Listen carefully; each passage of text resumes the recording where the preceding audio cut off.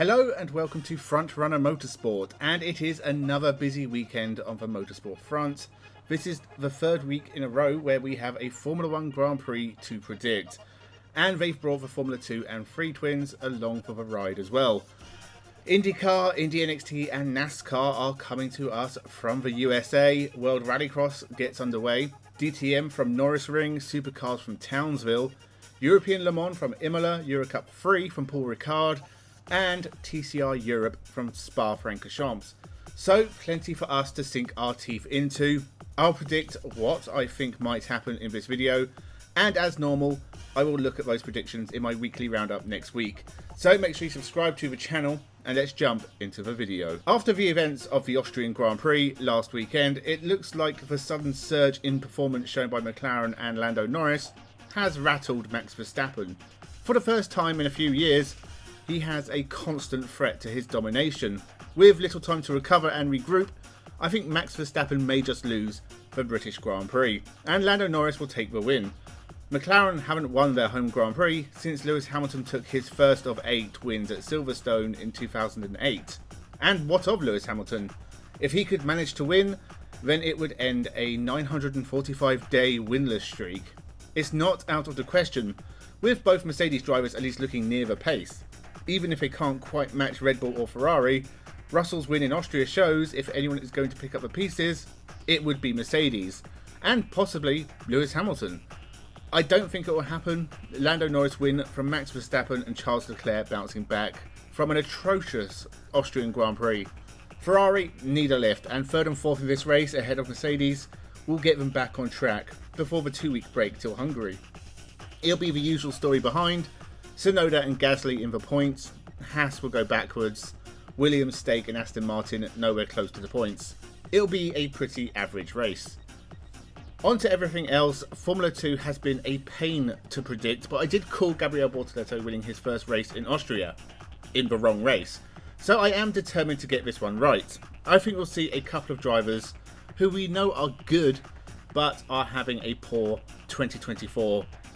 They'll take the wins. Enzo Fittipaldi in the sprint race and Victor Martins in the feature. This has been an awful year for the Frenchman, but he is a class talent, and I think slowly his season will turn around. As for the title contenders, it'll be an okay weekend for Hajar, but I think this is where the wheels will fall off for Paul Aron. Not literally like Frederick Vesti at Zandvoort, but the tides are turning on the Estonian, and he's going to have to endure a pointless weekend, rebounding in Hungary. Some controversy in Formula 3. Martinius Stenson has been banned for one race after competing in a GB3 race without FIA approval. A ridiculous rule that shows how fragile the FIA's ego is. A young driver should be allowed to take every opportunity that comes their way without needing permission. James Wharton is coming in to make his Formula 3 debut, but he has been more than a little crash happy of late, and a possibly damp Silverstone is not the ideal place to make your debut. Christian Mansell will win the sprint race, and Alex Dunn will win the feature. This weekend won't have a massive effect on the championship, and the top 7 will still be within touching distance of each other. Heading over to America next, IndyCar has been dominated by Penske and Chip Ganassi in 2024. The two juggernauts have won 7 of 8 races between them, with only Pato O'Ward in an Arrows McLaren taking a win at the opening round. That has to come to an end at some point, and Mid-Ohio is as good as anywhere for that to happen.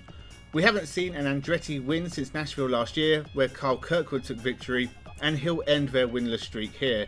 I'm not picking Colton Herta again after he let me down at Laguna Seca.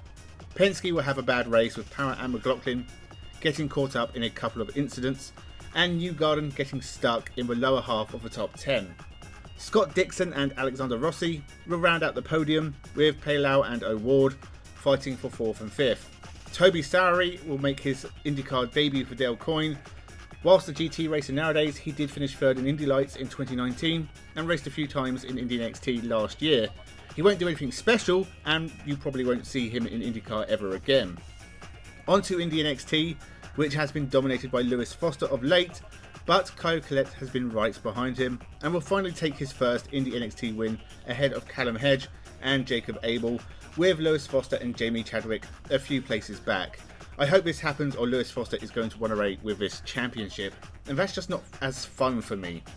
Rounding out America, NASCAR returns to Chicago, and whilst I'd love to see Shane Van Gisbergen win again, I don't think it will happen. Chris Buescher is my choice. As usual, picked out of a hat, but he did alright at Sonoma. Maybe he can win at Chicago. Rounding up everything else, DTM at the Norris Ring. We'll see at least one crash at the infamous hairpin, and that may involve champion Thomas Preining. The wins will go to Mirko Bortolotti and Lucas Aura, with the Italian taking a lead in the championship. World Rallycross, and it's nearly impossible to look past Johan Kristoffersson, but as the focus will be on electric versus ICE, I'll say Kevin Hansen will win one and Kristoffersson the other. Supercars at Townsville, and Will Brown and Brock Feeney will share the wins. I'm struggling to be interested in the V8 Supercars in 2024, if I'm honest. European Le Mans, Vector Sport have a very impressive driver lineup, and it's about time they proved it by taking the win. GR Racing Ferrari in the GT class, and Team Virage in LMP3, if anyone cares. Ruben Volt and Aurelien Comte will take the wins in TCR Europe. Franco Girolami will join both drivers on both podiums, and the three of them will be the ones fighting for the TCR Europe Championship with only a few rounds left. And finally, Euro Cup 3. Could be anyone. So let's go with Megan Gilks' younger brother Nicholas and Christian Ho. They have as much chance as anyone else. So they are my predictions for the forthcoming weekend of Motorsport. Do you agree? Do you disagree? Leave your predictions down in the comments below. Can Lewis Hamilton end his long winless streak? Can Lando Norris win the British Grand Prix? What's going to happen in IndyCar?